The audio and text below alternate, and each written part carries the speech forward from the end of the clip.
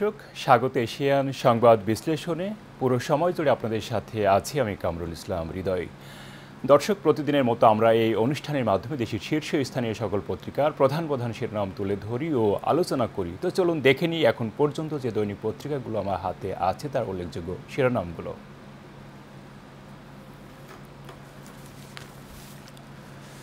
দর্শক, এই মুহূর্তে আমার হাতে আছে বেশ কিছু জাতীয় দৈনিক পত্রিকা। পর্যায়ক্রমে আমরা সকল পত্রিকাগুলো দেখার চেষ্টা করব। তো প্রথমেই শুরু করব দৈনিক দেশ রূপান্তর পত্রিকা দিয়ে। পত্রিকাটি বড় করে প্রধান যে শিরোনামটি করেছে আওয়ামী লীগ নিয়ে।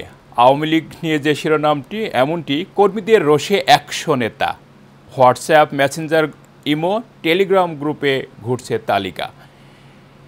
হিট লিস্টে আওয়ামী লীগের 20 নেতা ও সাবেক এমপি মন্ত্রী। তারই পাশে আরও আছে নির্বাচনের রোডম্যাপ নেই বলে সরকারকে সহযোগিতা করা কঠিন, এমনটি সাংবাদিকদের জানিয়েছেন বিএনপি। তারই পাশে আছে প্রধান উপদেষ্টা ডক্টর মোহাম্মদ ইউনূস জাপান যাচ্ছেন আজ। মাতার বাড়ির জন্য বিদেশি বিনিয়োগ জরুরি এবং 20 দিনে সীমান্তে প্রায় 600 জনকে পুশ ইন। এবং প্রথমে একটি ছবিও পত্রিকাটি ছাপিয়েছে। দেখা যাচ্ছে সামনে আসলে ঈদ এবং সামনে ঈদকে কেন্দ্র করেই ঢাকা শহর থেকে নারীর টানে বাড়ির প্রাণে মানুষ যায় এবং যেতে আসলে গণপরিবহনের দরকার পড়ে। আর সেই পরিবহন ব্যবস্থা যেন ঠিক থাকে এবং সেই গ্রাউন্ড থেকেই যে আসলে পুরনো বাস আছে সেগুলোকে কিন্তু আগেভাগেই ঠিক করার কাজ চলছে, এমন একটি ছবি পত্রিকাটি তুলেছে কাজলা থেকে এবং সেটি বেশ ফলাও করে ছাপিয়েছেও। আরও বেশ কিছু শিরোনাম আছে, সেগুলো আমরা দেখে নিতে চাই। অনিশ্চয়তায় ডিএসসিসির কোরবানির পশুর হাট, এখনও কোনো হাটের ইজারা চূড়ান্ত হয়নি। বর্জ্য ব্যবস্থাপনায় বিপর্যয়ের আশঙ্কা। এবং তারই পাশে যেটি দেখা যাচ্ছে, দ্রুত গাজা যুদ্ধের অবসান চান ট্রাম্প। দেশ জুড়ে যৌথ বাহিনীর অভিযান বেশ অব্যাহত আছে, যেহেতু আইন শৃঙ্খলা পরিস্থিতি আসলে কিছুটা হলেও অবনতির দিকে, যেটা জনমনে প্রশ্ন উঠেছে। এবং সেই অভিযানে গতকাল সুব্রত বাইন এবং মোল্লা মাসুদ সহ 4 শীর্ষ সন্ত্রাসী গ্রেপ্তার হয়েছে কুষ্টিয়া থেকে, এবং সংবাদটি পত্রিকায় প্রাধান্য পেয়েছে। সচিবালয়ে আন্দোলন এবং আন্দোলন ঘিরে যে শিরোনামটি আছে, আজ কর্মসূচি স্থগিত, চলছে আলোচনা। এবং শেষে যে শিরোনামটি দিয়েই শেষ করেছে, আজ বিশ্ব পুষ্টি দিবস, অপুষ্টিতে জন্ম নিচ্ছে 39% কম ওজনের শিশু। দর্শক, এই ছিল দৈনিক দেশ রূপান্তর পত্রিকার উল্লেখযোগ্য শিরোনামগুলো। আমরা চলে যাচ্ছি পরের পত্রিকা দৈনিক জনকণ্ঠে।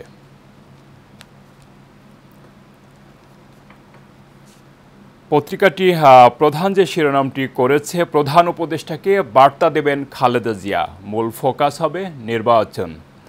জাতীয় ঐক্য ও সুষ্ঠু ভোটের পরিবেশ নিশ্চিত করার আহ্বান জানাবেন। থাকবে উপদেষ্টাদের কম কথা বলার পরামর্শ। এবং তারই পাশে যেটি দেখা যাচ্ছে, 6 ব্যাংক নিয়ন্ত্রণে নেবে সরকার, আমানতদারীদের আতঙ্কিত না হওয়ার পরামর্শ গভর্নরের।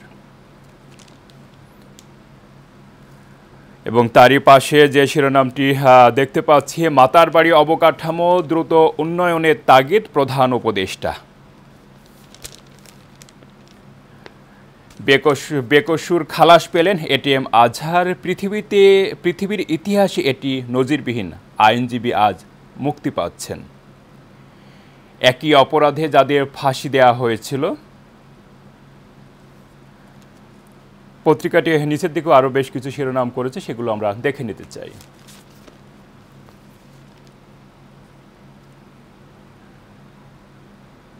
নির্বাচনের তারিখ দেওয়ার সময় এসেছে, ব্রিফিংয়ে সিপিডি।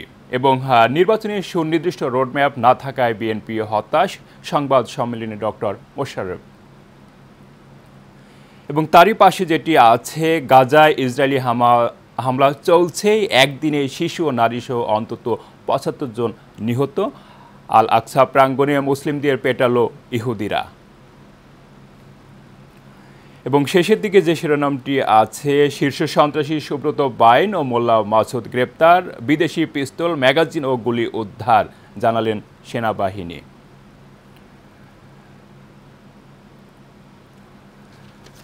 দর্শক, এই ছিল দৈনিক জনকণ্ঠ পত্রিকার প্রধান প্রধান শিরোনাম। আমরা চলে যাচ্ছি পরের পত্রিকা দৈনিক ইত্তেফাকে।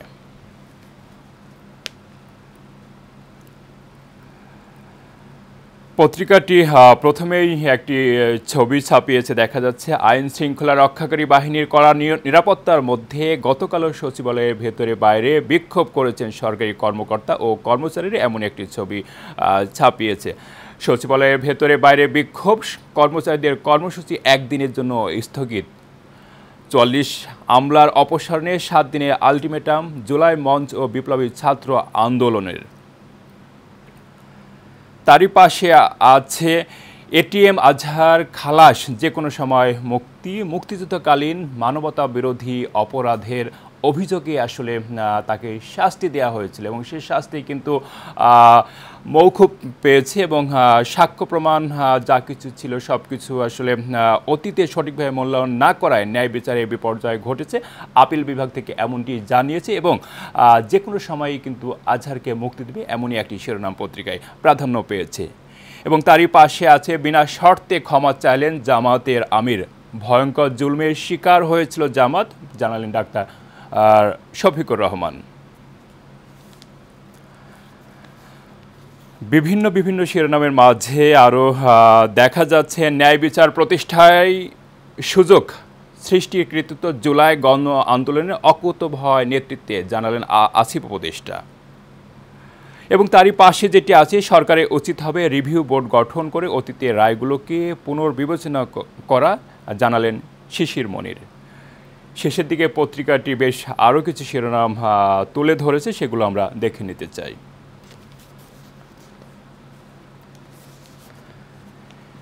নির্বাচনের সুস্পষ্ট রোডম্যাপের ঘোষণা না থাকায় হতাশা প্রকাশ বিএনপির। বিএনপি চেয়ারপারসনের গুলশান কার্যালয়ে গতকাল জরুরি সংবাদ সম্মেলন হয় এবং সেই সম্মেলনে কিন্তু হতাশার কথাই বিএনপি জানিয়েছে যে আসলে বিএনপি বেশ অনেক দিন ধরেই যে সুনির্দিষ্ট রোডম্যাপ চাচ্ছে যে আসলে কবে জাতীয় নির্বাচন অন্তর্বর্তী সরকারের পক্ষ থেকে ঘোষণা আসবে এবং সেটিকে আসলে তারা প্রাধান্য দিয়েই কিন্তু গতকালের জরুরি একটি সংবাদ সম্মেলন করেছে এবং সেই সম্মেলনে শেষের দিকে কিন্তু তারা কিন্তু হতাশায় ব্যক্ত করছে, এমনই বিষয় পত্রিকায় তুলে উঠে এসেছে। তারই পাশে আছে ইসরায়েলের ওপর নিষেধাজ্ঞার দাবিতে যুক্তরাজ্যে ৮ শতাধিক বিচারক আইনজীবী চিঠি। কুষ্টিয়ায় সেনাবাহিনী ও যৌথ বাহিনীর অভিযান, শীর্ষ সন্ত্রাসী সুব্রত বাইন ও মোল্লা মাসুদ গ্রেপ্তার, ৫ পিস্তল, ৫৩ গুলি ও স্যাটেলাইট ফোন উদ্ধার। এবং শেষের দিকে যে শিরোনামটি দিয়েই শেষ করেছে, রাজধানীতে দিনে দুপুরে গুলি করে ব্যবসায়ীর ২২ লাখ টাকা ছিনতাই। দর্শক, এই মুহূর্তে আমার হাতে আছে আরও বেশ কিছু দৈনিক পত্রিকা, আমরা সেগুলো এক নজরে দেখে নিতে চাই। যে পত্রিকাটি এখন দেখব সেটি প্রথম আলো। পত্রিকাটি প্রধান যে শিরোনামটি করেছে আমরা দেখতে পাচ্ছি, নির্বাচনের সময়সীমা জুন কেন, সন্দেহ বিএনপির। গতকাল একটি জরুরি সংবাদ সম্মেলন বিএনপি করেছে এবং সেই সংবাদ সম্মেলন কিন্তু এমনই একটি কথা কিন্তু শেষে উঠে এসেছে যে নির্বাচনের সময়সীমা জুন কেন, তাহলে কি কোনো সন্দেহ তৈরি হচ্ছে, এমনটি উঠে এসেছে। এবং প্রধান উপদেষ্টার সঙ্গে বৈঠকের পরও নির্বাচনের রোডম্যাপ না আসায় হতাশ বিএনপির। বিএনপি মনে করে বিচার, সংস্কার ও নির্বাচন একসঙ্গে চলতে পারে। বিএনপির ৩ সংগঠনের উদ্যোগে ঢাকায় আজ তারুণ্যের সমাবেশ। তারই পাশে একটি ছবি দেখা যাচ্ছে, সরকারি চাকরি অধ্যাদেশ বাতিলের দাবিতে সচিবালয়ের ভেতরে কর্মচারীদের বিক্ষোভ। গতকাল দুপুর ১:১২টায় ছবিটি তুলেছে এবং সেটি যথাযথভাবেই ছাপিয়েছে পত্রিকায়। রাজধানী অপরাধ জগৎ নিয়ে সংবাদ প্রাধান্য পেয়েছে, তৎপর শীর্ষ সন্ত্রাসীরা আধিপত্য বিস্তারে খুনোখুনি। এবং তারই পাশে অবশেষে গ্রেপ্তার শীর্ষ সন্ত্রাসী সুব্রত বাইন। ঢাকার অপরাধের আলোচিত নাম সুব্রত বাইন। 1991 সালে খুনের মামলায় সুব্রত যাবজ্জীবন সাজা হয়। পালিয়ে যান ভারত, নেপাল ও কলকাতাও একবার গ্রেপ্তার হয়েছিল, এমনই একটি শিরোনাম প্রাধান্য পেয়েছে পত্রিকায়।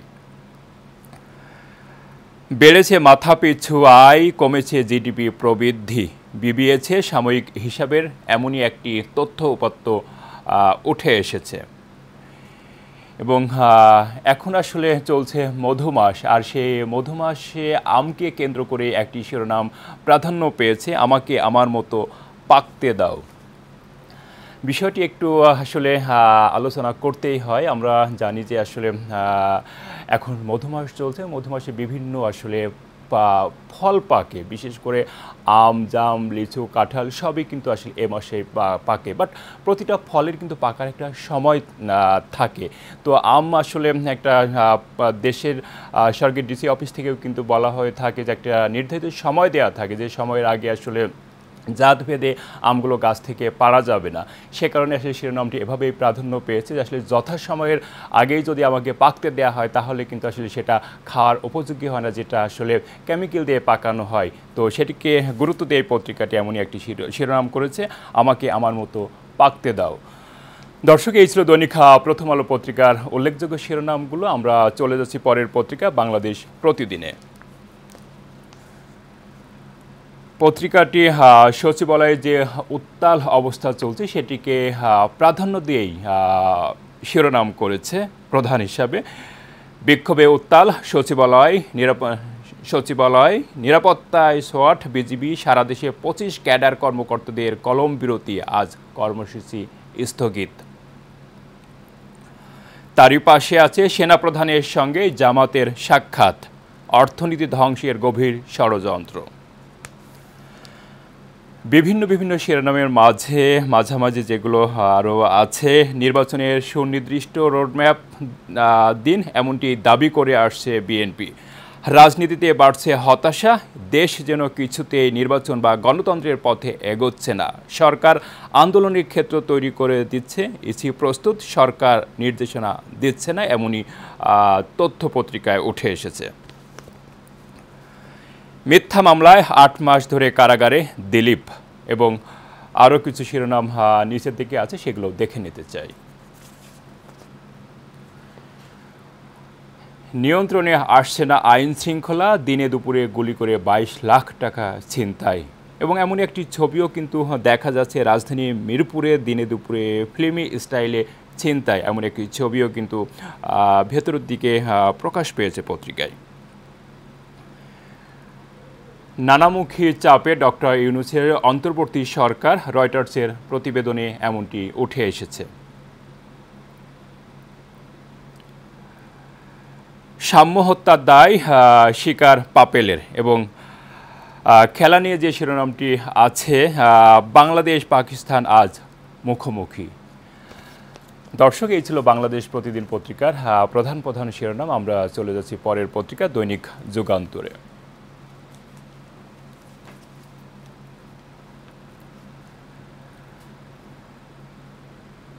যে শিরোনামটি আমরা দেখতে পাচ্ছি প্রধান করে ছাপিয়েছে দৈনিক যুগান্তর পত্রিকা, তদন্ত চলছে 7 দেশে, হাসিনা পরিবারের 1,21,000 কোটি টাকা দুর্নীতির অভিযোগ 5টি, ক্ষমতার অপব্যবহার করে পূর্বাঞ্চলে রাজুকের 6টি প্লট দখল। তারই পাশে সচিবালয়ের যে বিক্ষোভ উত্তালতা চলছে সেটিকে কেন্দ্র করে শিরোনাম আছে, আন্দোলন স্থগিত একদিন, অবরুদ্ধ সচিবালয়ে বিক্ষোভ, অচল প্রশাসন। ভূমি সচিবের নেতৃত্বে গঠিত কমিটির সঙ্গে কর্মচারী নেতাদের বৈঠক। একই শিরোনাম, তারই পাশে শীর্ষ সন্ত্রাসী সুব্রত বাইন ও মোল্লা মাসুদ গ্রেপ্তার, হাতিঝিল থেকে তার আরও 2 সহযোগী গ্রেপ্তার। আন্ডারওয়ার্ল্ডে যেভাবে উত্থান ও গুরু শিষ্যর উত্থান হয়েছিল সে বিষয়টিও পত্রিকাটি বিস্তারভাবে উঠে এসেছে, এবং আরও বেশ কিছু শিরোনাম আছে শেষের দিকে, সেগুলো আমরা দেখে নিতে চাই।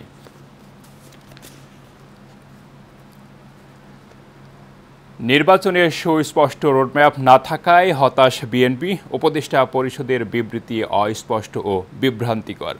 কাল বিলম্ব না করে ইশরাককে শপথ গ্রহণের ব্যবস্থা নিন, স্থায়ী কমিটির যে সংবাদ সম্মেলন হয়েছে সেখানে এ ধরনের বিষয়গুলো আসলে গতকাল উঠে এসেছে বিএনপির পক্ষ থেকে।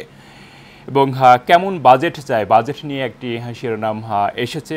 কেমন বাজেট চায় অনুষ্ঠানে ডক্টর দেবপ্রিয়, সরকার বদল হলেও প্রক্রিয়া তো বদল হলো না, এমনই একটি শিরোনামও কিন্তু প্রাধান্য পেয়েছে সামনে যে বাজেট আছে সেই বাজেট ভাবনা থেকে। এটিএম আজহার খালাস, যে কোনো মুহূর্তে মুক্তি। আপিল বিভাগের রায়, মানবতা বিরোধী অপরাধের অভিযোগ সম্পর্কিত প্রমাণ সঠিকভাবে মূল্যায়ন করতে আগের ব্যর্থতা স্বীকার করেছে আদালত, জানিয়েছেন পর্যবেক্ষণে।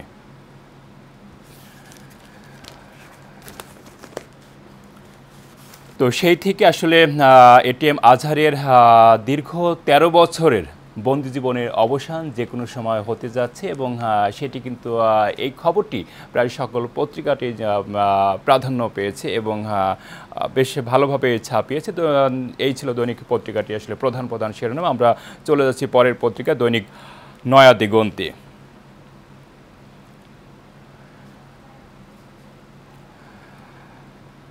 পত্রিকাটি প্রধান যে শিরোনামটি করেছে, এন সার্কেলে বাংলাদেশকে ঘিরে ফেলছে ভারত, স্বপ্ন দেখি মাতার বাড়িকে বৃহত্তম বন্দর হিসেবে গড়ে তোলার, বললেন প্রধান উপদেষ্টা। রোডম্যাপ নয়, নির্বাচনের তারিখ ঘোষণার সময় এসে গেছে, রাজস্ব ঘাটতি ১,৫,০০০ কোটি টাকা হতে পারে, বললেন সিপিডি। আজহারের মৃত্যুদণ্ড অবৈধ ঘোষণা, মুক্তি আজ। এটিএম আজহারের খালাসের রায়ে শহীদ সন্তানদের প্রতিক্রিয়া।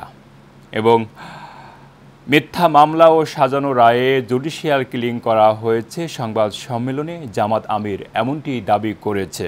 এবং আরও বেশ কিছু শিরোনাম শেষের দিকে আছে। ন্যায় বিচারে সুযোগ সৃষ্টির কৃতিত্ব জুলাই আন্দোলনে, জানালেন আইন উপদেষ্টা।